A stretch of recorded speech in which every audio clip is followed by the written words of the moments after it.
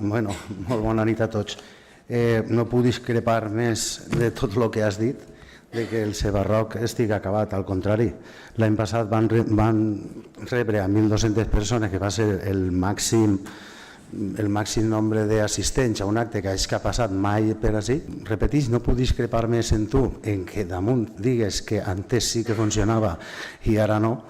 Quan sigueu els màxims exponents de carregar-se el que era el festival, que el que li està donant a la Pobla és una imatge davant de tota la comarca, inclús tot el territori valencià, de que en la Pobla se fan coses de qualitat i coses que no es fan en un altre poble. El festival este mos ha valgut per a donar-li la visibilitat que calia al nostre poble.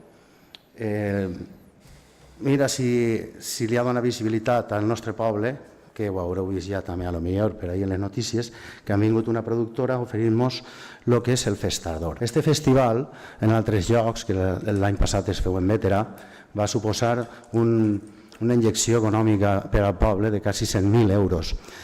I això són els beneficis que té el Cebarroc. El Cebarroc ens ha donat una imatge, ens ha donat un prestigi i ara s'estan interessant pel nostre poble. Si això no és prou benefici per a vosaltres, per a nosaltres sí.